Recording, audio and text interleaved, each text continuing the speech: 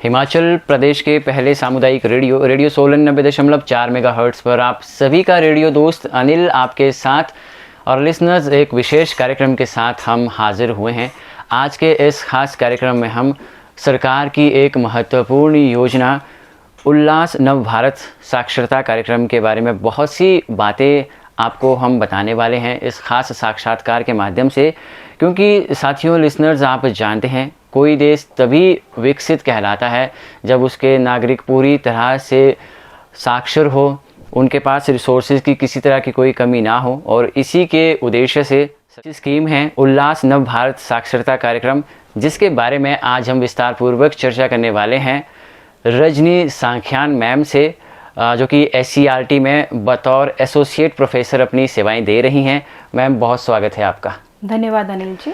Ma'am बहुत सी बातें हम आपके साथ करने वाले हैं उल्लास योजना के बारे में। जो उल्लास नव भारत साक्षरता कार्यक्रम है, इसके अंतर्गत स्टेट सेंटर फॉर लिटरेसी जो है वो गाइडलाइंस के मुताबिक SCERT में स्थापित किया गया है और उसकी भी मैं स्टेट कोऑर्डिनेटर हूँ। मैम जैसा आपने बताया कि आप राज्य साक्षरता की भी कोऑर्डिनेटर हैं हिमाचल में, जो कि ये कार्यक्रम है सरकार द्वारा, और ये थोड़ा इसके बारे में बताएं कि जो ये नव भारत साक्षरता कार्यक्रम है ये क्या है। जी, यह एक 5 वर्षों के लिए योजना है नव भारत साक्षरता कार्यक्रम जी, जो कि केंद्र सरकार द्वारा प्रायोजित है और ये वित्त वर्ष 21-22 में जो है ये लॉन्च की गई थी। जो हमारी नेशनल एजुकेशन पॉलिसी 2020 जो आई है जी, उसकी भी अनुशंसा है कि शिक्षा तक एक सार्वभौमिक पहुंच होनी चाहिए, सब साक्षर हों, सब शिक्षित हों। और उसके अतिरिक्त अगर हम सस्टेनेबल डेवलपमेंट गोल उसकी बात करें जो UN द्वारा तय किए गए हैं, तो वो भी 2030 तक पूर्ण साक्षरता की बात कर रहे हैं। तो इन्हीं दोनों को अगर हम ध्यान में रखते हुए भारत सरकार द्वारा ये वित्त वर्ष 2022 से लेकर 27 तक के लिए इस योजना की घोषणा की गई है, जिसका उद्देश्य है 15 वर्ष और उससे ऊपर की आयु के वो वयस्क जो किन्हीं कारणों से एक औपचारिक शिक्षा जो फॉर्मल एजुकेशन लेने से वंचित रह गए हैं, उनको साक्षर करना, मुख्य धारा में जोड़ना और बेसिक एजुकेशन और कंटिन्यूइंग एजुकेशन के साथ भी उनको जोड़ना, ये इस योजना का उद्देश्य है। मैम जैसा आपने बताया कि सरकार द्वारा एक ये प्रायोजित कार्यक्रम है और इसको लेके टारगेट लेके चल रही है सरकार की 5 सालों में इतने लोगों को साक्षर इसमें किया जाएगा। सवाल ये है मैम कि लोग कौन कौन से असाक्षर हैं। जी, अगर हम 2011 सेंसस की बात करें तो प्रदेश में जो साक्षरता दर थी, लिटरेसी रेट थी, वो 82.80 थी जी, और जिसमें से भी मेल लिटरेसी रेट ज़्यादा थी, 89.553% थी, और फीमेल लिटरेसी रेट जो थी वो 76.48% थी। हालांकि 2009 से लेकर 2017-18 के बीच में जो प्रोग्रेस हुई है विभिन्न साक्षरता कार्यक्रमों के द्वारा, तो उसको भी अगर हम ध्यान में रखें तो भी अभी पूरे देश के जो आंकड़े हम देखें 16.68 करोड़ लोग जो हैं पूरे देश में अभी असाक्षर हैं जी।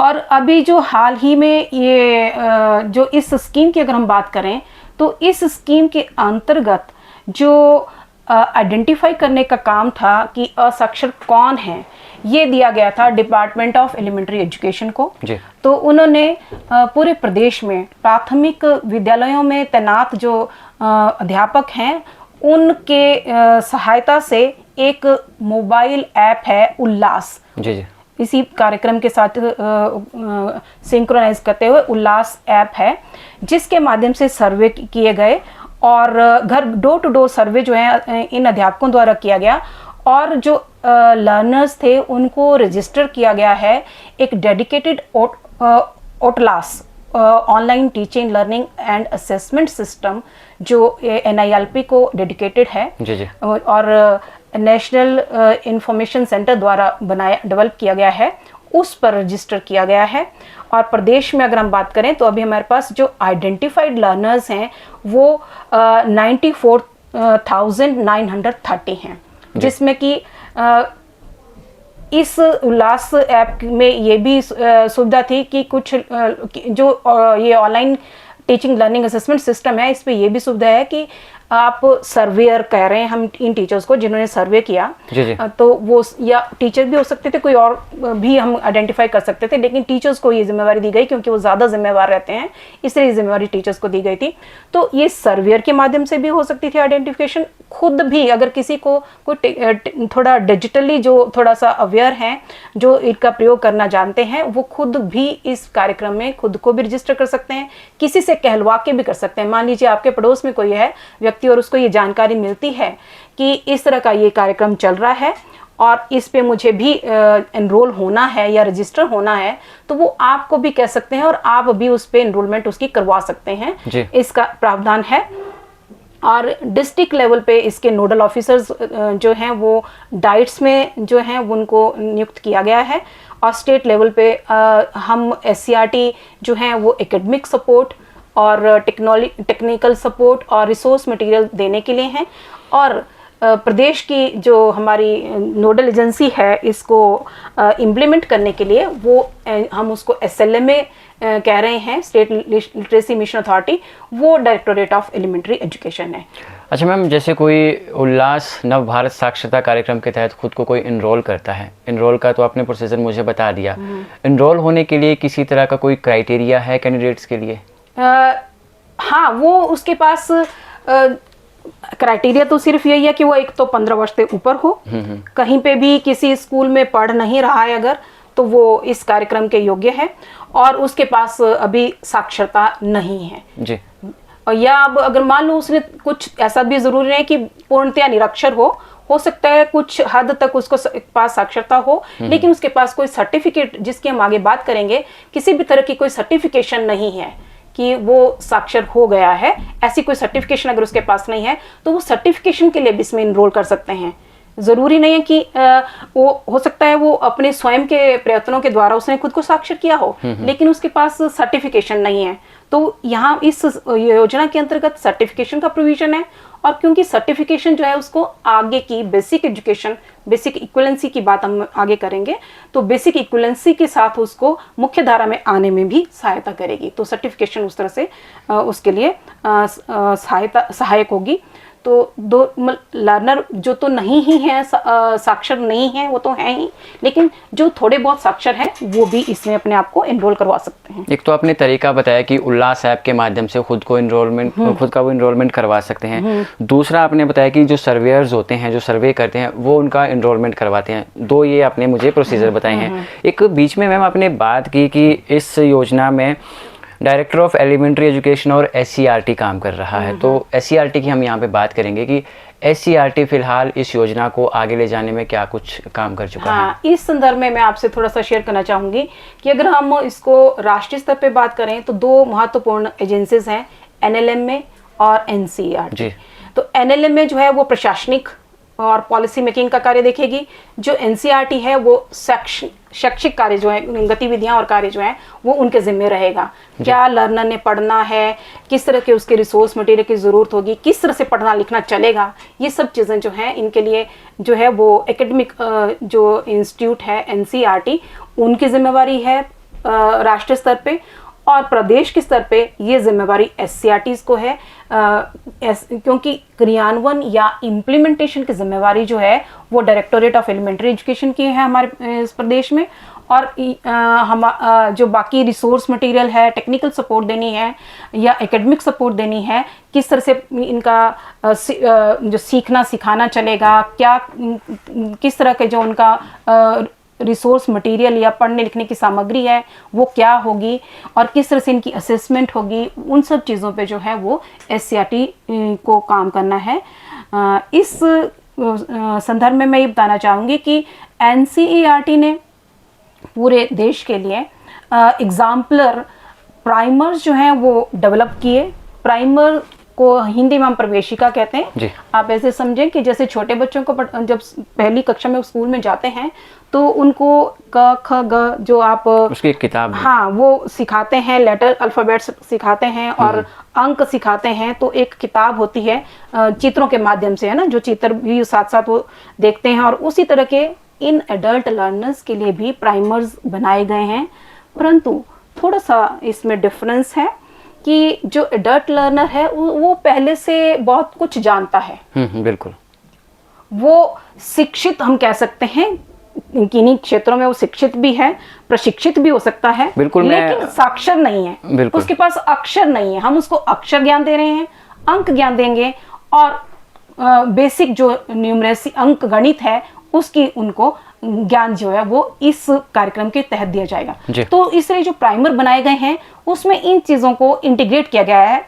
तो ये समेकित रूप से हम कह सकते हैं इंटीग्रेटेड फॉर्म में बनाए गए प्राइमर्स हैं, जिसमें कि इन सभी चीज़ों को इकट्ठा, लिटरेसी की बात करें, फाउंडेशनल लिटरेसी, फाउंडेशनल न्यूमरेसी की बात जो है इन प्राइमर्स में की गई है। साथ ही साथ क्योंकि ये वाला जो हमारा एडल्ट एजुकेशन प्रोग्राम है, इसका ये एक खास बात है कि इसमें 5 घटक हैं शामिल। फाउंडेशनल लिटरेसी न्यूमरेसी के अतिरिक्त critical life skills, vocational skills, basic education की इक्विवेलेंसी और कंटिन्यूइंग एजुकेशन, इन 5 घटकों को इसमें सम्मिलित किया गया है, ताकि जो हमारा लर्नर है वो सिर्फ एक जैसे पहले हम कहते थे ना कि जो एक अपने हस्ताक्षर करने से गया वो साक्षर हो गया, लेकिन अब ऐसा नहीं है। वो मात्र हस्ताक्षर नहीं करेगा, मात्र वो अंक पहचानेगा नहीं या अक्षर पहचानेगा नहीं, वो सही अर्थों में साक्षर होएगा,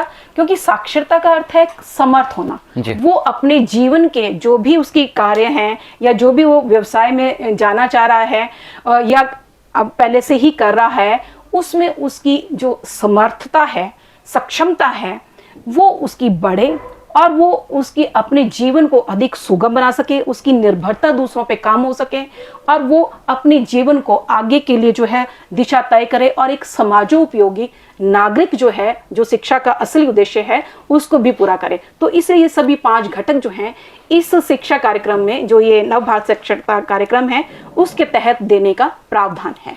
मैम, बहुत सी जानकारी आप इस योजना के बारे में दी आपने हमें कि किस तरह की योजना है, सिलेबस क्या है इसमें। अब जो मेन सवाल ये है कि इस योजना के तहत इन असाक्षरों को पढ़ाने वाले लोग कौन है? स्पेशल टीचर उसमें हायर किए जाएंगे या क्या कुछ इसमें तरीका है? हाँ, ये आपने एक बहुत अच्छा, जो बहुत वैलिड जो है एक सवाल आपने पूछा कि पढ़ाएगा कौन। अब हमने लर्नर्स तो आइडेंटिफाई कर लिए, मोबाइल ऐप की हमने बात की, उल्लास मोबाइल ऐप्स की सहायता से, और रजिस्टर भी कर लिए ओटलास पे। अब अगला प्रश्न है कि पढ़ाएगा कौन? जी। तो पढ़ाने के लिए ये योजना जो है पूर्णतया वॉलंटियरिज्म पे आधारित रहेगी। और वॉलंटियर्स कौन हो सकते हैं? 5वीं कक्षा से ऊपर पढ़ा हुआ कोई भी विद्यार्थी जो है वो फाउंडेशनल लिटरेसी और न्यूमरेसी में हैंड होल्डिंग कर सकता है, जैसे अपने घर के सदस्यों की। जी। उसके अतिरिक्त जो है अभी मोबाइल ऐप जो सर्वे किया गया था उसमें लर्नर्स को भी, वॉलंटियर्स को भी रजिस्टर किया गया है। तो जो लोग स्वेच्छा से इस काम को करना चाहते हैं उन तक जब ये बात पहुंची तो ये जो हमारे टीचर्स थे जिन्होंने लर्नर्स को आइडेंटिफाई किया, उन्होंने ही वॉलंटियर्स को भी आइडेंटिफाई किया। तो क्या इसमें वॉलंटियर्स को भी इनरोल करना होता है? हाँ, उसको भी मोबाइल ऐप की सहायता से रजिस्टर किया गया है, वॉलंटियर्स को भी, और उनके भी पूरे डिटेल्स जो हैं उसमें जो ओटलास पे हैं वो रजिस्टर्ड हैं। और मैं ये भी बताना चाह रही हूँ कि जो स्कूल है वो इस कार्यक्रम के पूरे संचालन के लिए एक यूनिट है। जो स्कूल को, हर स्कूल के पास एक यूडाइस कोड होता है, उस कोड के तहत ही वॉलंटियर्स और लर्नर जो है वो रजिस्टर्ड हैं। और मज़े की बात ये है कि एक इनकी मैपिंग भी की गई है कि कौन वॉलंटियर किन लर्नर्स को पढ़ाएगा जी। और उसमें इसकी ये खास बात है क्योंकि एक यूडाइस कोड के तहत दोनों रजिस्टर्ड हैं, तो सेम यूडाइस का मतलब कि वो सब एक ही स्थान से हैं। बिल्कुल। और एक क्योंकि प्राइमरी स्कूल का यूडाइस कोड है, प्राइमरी स्कूल एक छोटा सा 3 किलोमीटर के दायरे में होते हैं। हमारे प्रदेश की जो शिक्षा नीति के अंतर्गत हर 3 किलोमीटर के बाद हमारे पास एक प्राइमरी स्कूल है, तो उस 3 किलोमीटर के दायरे में ही हमारे पास जो है लर्नर भी है और वो हमारे पास टीचर भी हैं और उनकी आपस में मैपिंग है। तो एक वॉलंटियर के पास हमारे लगभग जो है 5 या मैक्सिमम हम 10 लर्नर्स का जो है वो प्रावधान है स्कीम के अंतर्गत। तो मैं आपको बताना चाहूंगी कि अभी मैंने शायद पहले भी आपको बताया कि आइडेंटिफाइड लर्नर जो हैं वो 90,000 के करीब हैं और जो हमारे रजिस्टर्ड वॉलंटियर टीचर्स हैं वो 19,000 के करीब जो हैं पूरे प्रदेश में हमारे पास इतने वॉलंटियर टीचर्स हैं, वो आइडेंटिफाइड हैं, रजिस्टर्ड हैं जी। तो बहुत अच्छे से जो है ये स्कीम जो है बहुत अच्छी प्लानिंग के साथ बनाई गई है और प्रदेश में भी ये इम्प्लीमेंट होना शुरू हो गई है। जो वॉलंटियर टीचर्स हैं उनके लिए भी मार्गदर्शिका जो है वो एनसीईआरटी द्वारा तैयार की गई है और प्रदेश के संदर्भ में जैसे मैंने आपको बताया कि जो प्राइमर्स हैं उनको हमने अपने प्रदेश के संदर्भ में कंटेक्चुअलाइज किया, प्रासंगिक बनाया है ताकि हमारे प्रदेश का जो लर्नर है उसके संदर्भ की जो तस्वीरें हैं, पिक्चर्स हैं और बातचीत के जो हमारे शब्द अधिकांश प्रयोग होते हैं वो सब उसमें आए ताकि वो अपने आप को ज़्यादा रिलेट करे उस सारी विषय वस्तु से। तो वो प्रासंगिकरण की जो काम है वो एससीईआरटी द्वारा विभिन्न डाइट्स के इन्वॉल्वमेंट के साथ किया गया है और वैसे ही मार्गदर्शिका भी है जो वॉलंटियर टीचर्स के लिए बनाई गई है, वो भी प्रदेश के ही संदर्भ में संदर्भित की गई है। असेसमेंट मैंने आपको शायद बताया कि के लिए सेल्फ असेसमेंट के लिए असेसमेंट शीट्स बनाई गई हैं, वर्कशीट्स बनाई गई हैं जिनके माध्यम से जो है लर्नर्स या शिक्षार्थी जो हैं अपनी प्रैक्टिस भी करेंगे और वॉलंटियर्स उनको प्रैक्टिस करने में हेल्प करेंगे।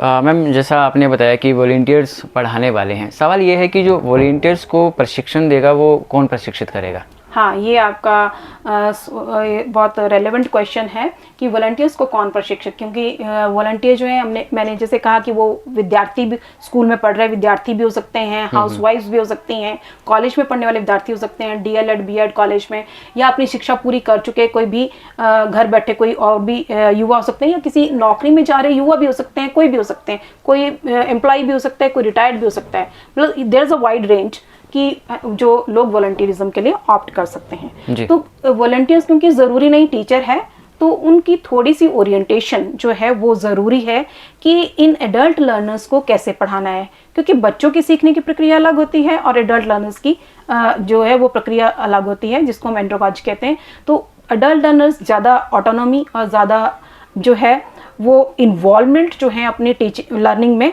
चाहते हैं। तो उसी तरह से जो है ये इसके लिए जो बनाई गई है, इनकी जो प्राइमर्स बनाए गए हैं उसमें वो कैसे लर्नर्स के साथ शेयर करना है, कैसे लर्नर के साथ इंटरेक्ट करना है, इसके ऊपर पूरा 11 मॉड्यूल जो हैं वो बनाए गए हैं और उन 11 मॉड्यूल के ऊपर जो है उनकी ट्रेनिंग है वॉलंटियर्स की।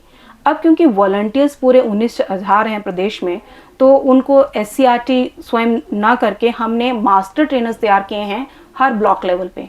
तो एससीईआरटी द्वारा ये जो मास्टर ट्रेनर हैं लगभग 170, हालांकि 140 हमारे के करीब जो है हमारे एजुकेशनल ब्लॉक हैं, लेकिन हमने कुछ एजुकेशन ब्लॉक में क्योंकि नंबर ज़्यादा है उसका लर्नर्स का, तो हमने थोड़े ज़्यादा जो है मास्टर ट्रेनर्स जो हैं वो तैयार किए हैं जो कि ब्लॉक लेवल पे फर्दर जो है वॉलंटियर टीचर्स की ट्रेनिंग कर रहे हैं।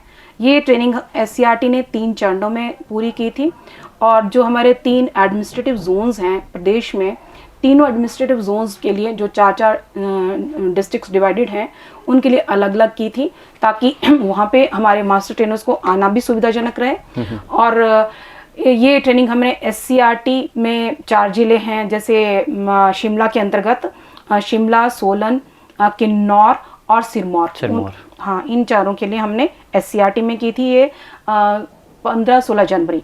उसके बाद हमने ये ट्रेनिंग की थी जीसीटी धर्मशाला जाके, वहाँ पे 4 जिले जो कांगड़ा जोन के अंतर्गत आते हैं, कांगड़ा है, चंबा है, हमीरपुर है और ऊना है। ये 4 जिले जो है कांगड़ा जोन में आते हैं। इन 4 के लिए हमने ट्रेनिंग जो थी वो जीसीटी धर्मशाला में की।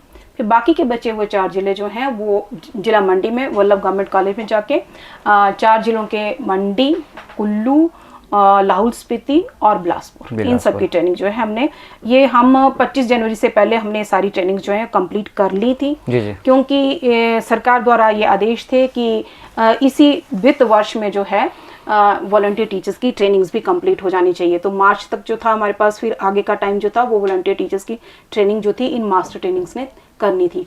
और जैसे कि मेरी जानकारी में है, विभिन्न जिलों के जो हमारे नोडल ऑफिसर्स हैं डाइट्स में, उनको डिस्ट्रिक्ट कोऑर्डिनेटर्स भी हम कहते हैं, उन्होंने ये ट्रेनिंग्स जो हैं इसको कोऑर्डिनेट करके कंप्लीट कर लिया है और सभी ज़िलों में जो है वॉलंटियर टीचर्स जो है वो हमारे ट्रेन हो चुके हैं और काफ़ी सारे ज़िलों में जो है ये जो आगे लर्नर्स जिनको हम कह रहे हैं जो अभी असाक्षर जो हैं उनके साथ इंटरेक्ट करना शुरू कर दिया है और काफ़ी अच्छे जो हैं जो हमें वो इसके रिजल्ट्स देखने को मिल रहे हैं कि कुछ लर्नर बहुत अच्छे से सीख रहे हैं।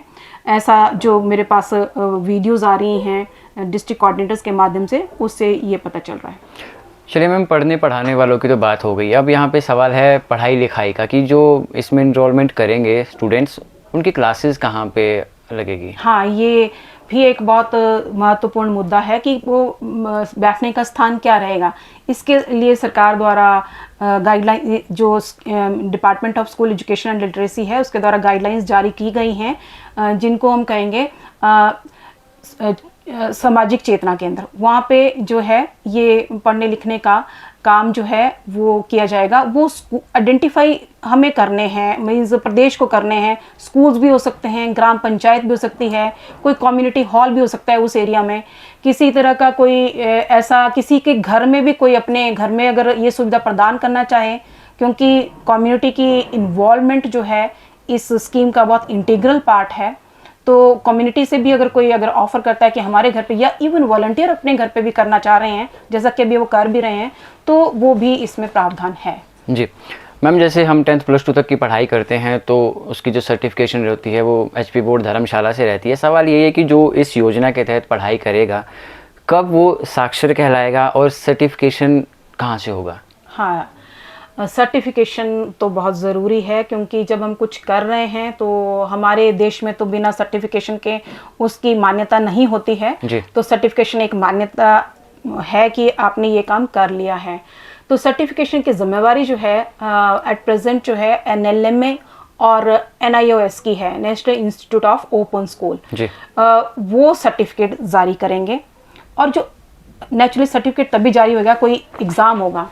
तो एग्ज़ाम जो है या असेसमेंट जो है वो जो है प्रदेश के में SCRT या में जो SCL है और जो हमारा SLM में है वो दोनों की भागीदारी से होगी। हम साल में 2 बार जो है उनकी असेसमेंट कर सकते हैं। असेसमेंट मीन्स एग्ज़ाम उनका हम 2 बार ले सकते हैं, मार्च में और या अगस्त में। और इसमें कोई सा भी संडे तय कर लिया जाएगा, क्योंकि हमारे असाक्षर हो सकते हैं कहीं काम भी कर रहे हों साथ के साथ, कहीं वो रोज़गार में भी लगे हुए हो सकते हैं। तो वो संडे में किसी भी एक संडे जो है तय कर लिया जाएगा उनकी सुविधा अनुसार। और 3 घंटे का एक एग्ज़ाम जो है उनका होगा, जिसमें तीनों R जो मैं कह रही हूँ कि जो साक्षरता तय करते हैं, 3R reading, writing and basic numeracy. तो इन 3R का जो उनको पढ़ाया गया है, जिस पे ये सारी प्रवेशिकाएं भी बनी हैं, जिस पे सब कुछ उनकी टीचिंग लर्निंग चल रही है, उन्हीं जो लर्निंग आउटकम्स को लेके जो सारा काम उनका हो चुका है उसी की टेस्टिंग जो है हमने उनकी करनी है। उसके लिए प्रश्न पत्र जो है हमने NCERT के साथ मिलकर बनाए हैं, सैम्पल क्वेश्चन पेपर। और जब उनकी असेसमेंट होगी तो प्रश्न पत्र देने की जिम्मेवारी हमारी NCERT की रहेगी, SCL की। और जो एग्जीक्यूशन वाला पार्ट है, पूरा कंडक्ट करने का काम है, वो SLMA का रहेगा और डिस्ट्रिक्ट लेवल पे DLMA का रहेगा। और इस तरह से जो है जब उनके पेपर लेके फिर उनकी इवैल्यूएशन की जाएगी और उनका स्कोर जो है उनकी उसके बेस पे उनकी ग्रेडिंग की जाएगी। क्योंकि मैं A, B, C ग्रेड दिए जाएंगे। मैं आपको काट रही हूँ, मुझे अपनी बात पूरी कर लेनी चाहिए। A और B ग्रेड लेने वाले जो हैं उनको माना जाएगा कि वो अब साक्षर हो गए हैं, और C ग्रेड वालों को पुनः जो है एग्जाम में बैठना पड़ेगा। और वो तभी A और B ग्रेड जब वो ले लेंगे तो उनको पास है, तो उनको पास कहा जाएगा। C में दोबारा, हाँ, वो दोबारा पास होना पड़ेगा उनको, दोबारा उनके पर असेसमेंट उनकी ये भी रजिस्ट्रेशन करवानी पड़ेगी। असेसमेंट के लिए भी, जैसे इसके लिए रजिस्टर करवाया था ना उन्होंने OTLAS पे पढ़ने लिखने के लिए, उसी तरह से असेसमेंट के लिए भी। और OTLAS का क्योंकि फुल फॉर्म मैंने बताया ना, online teaching learning and assessment, तो पूरा प्रोविजन है वहाँ पे असेसमेंट के लिए भी कि कैसे करना है। तो वो जब खुद को पूरा साल कभी भी एनरोल कर सकेंगे, और जब वो उनको लगता है कि हम तैयार हैं या उनके वॉलंटियर टीचर को लगता है कि वो तैयार हैं, तो उनकी असेसमेंट करवाई जा सकती है। जी मैम जैसे आप प्रोजेक्ट कोऑर्डिनेटर हैं इस योजना की हिमाचल से, सवाल ये है कि चैलेंजेस क्या कुछ फेस करे हैं आपने अभी तक? हाँ, चैलेंजेस इसमें बहुत हैं। शुरू में तो ये ऐसा जो वॉलंटियरिज्म है वही अपने आप में एक चैलेंज लग रहा था, क्योंकि अधिकांश लोग जो हैं वो बिना किसी इंसेंटिव के काम करने के लिए आगे नहीं आते हैं। बिल्कुल, है ना, मुफ्त में तो कोई अपनी सेवाएं देने के लिए तैयार नहीं है। तो सबसे बड़ा चैलेंज शुरू में तो यही था कि वॉलंटियर्स कैसे मोटिवेट किए जाएं और किन लोगों को वॉलंटियर बनाया जाए। तो एक सबसे बड़ा चैलेंज ये था, लेकिन उस चैलेंज को जो है वो डिपार्टमेंट ऑफ एलिमेंट्री एजुकेशन ने स्कूलों के माध्यम से, अध्यापकों ने जो इसमें बहुत बड़ा महत्वपूर्ण रोल जो है वो प्राथमिक विद्यालय के अध्यापकों ने अदा किया है।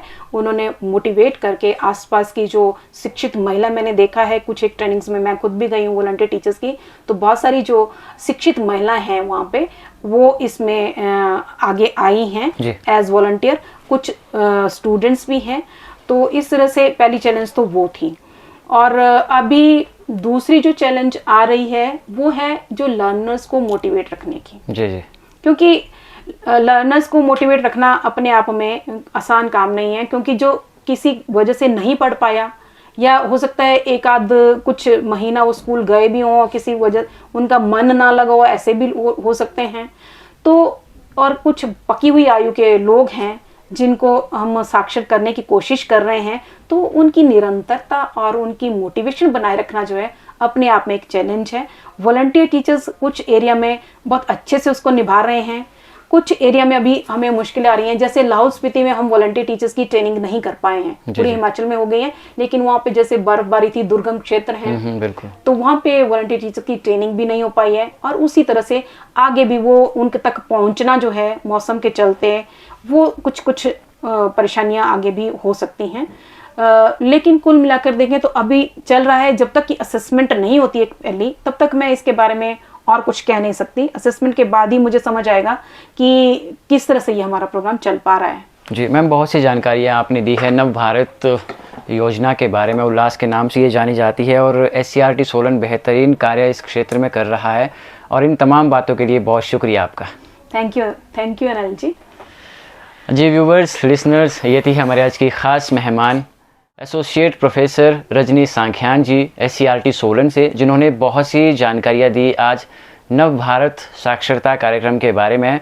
और हम आशा करते हैं कि इस ख़ास साक्षात्कार के माध्यम से बहुत सी जानकारियाँ आपको इस योजना के बारे में पता चली होगी। और हम आपसे यही गुजारिश करते हैं कि बहुत से ऐसे हमारे युवा साथी हैं, छोटे हैं, हमसे बड़े हैं, जो किसी कारणवश अपनी पढ़ाई पूरी नहीं कर सके हैं, आगे वो अपनी पढ़ाई कंटिन्यू करना चाहते हैं, तो इनके लिए सरकार की योजना बहुत ही ख़ास है। फ़िलहाल दीजिए इजाज़त, नमस्कार।